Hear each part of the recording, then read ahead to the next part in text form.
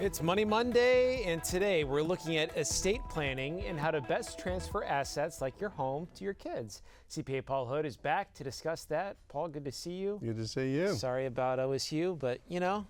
Why you got to try to make me cry? Right at live I'm sorry. TV to make me cry. You know, let's talk about something more positive, I guess. I don't know if this is positive, but it's an important topic. It is.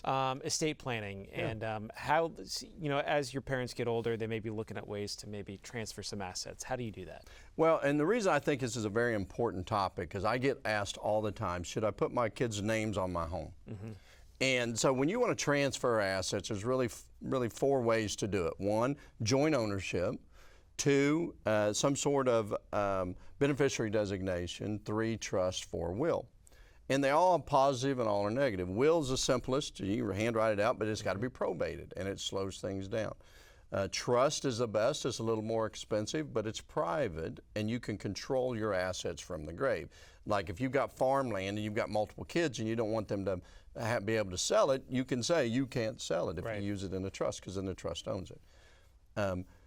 You can put their names on. It would joint with the right of survivorship. That's a very dangerous thing to do for two reasons. One, bankruptcy, lawsuit, and divorce. So if you put your kids on your house and then they go through a divorce or get in a wreck and get sued, they can attach your home.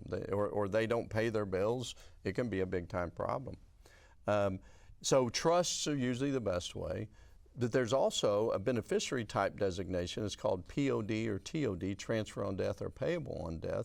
That's really the simplest. You go down and you literally fill a form with whoever has your abstract or on your car or on your house, and at your death, they bring in the death certificate, and it's a beneficiary designation that transfers to your kids. Now you can't control those assets from the grave or anything like that, but if your objective is just to transfer those assets, that TOD or POD is a great thing to do. And you can do that on your bank accounts, you can do that on everything. Okay, is it best to get an attorney for all this stuff then? So the POD and TOD, you just go to the bank, you don't have to have an attorney. You need an attorney if you're going to do a trust. Everything else, or a will, you probably should. But other than that, no, you can do it yourself. Yeah, just go to ChatGPT. Yo, ChatGPT. Yeah. All right, Paul, thanks so much. We appreciate it. We don't need ChatGPT when we got you. There you go. All right. Thanks for being here, and we'll be right back after this break.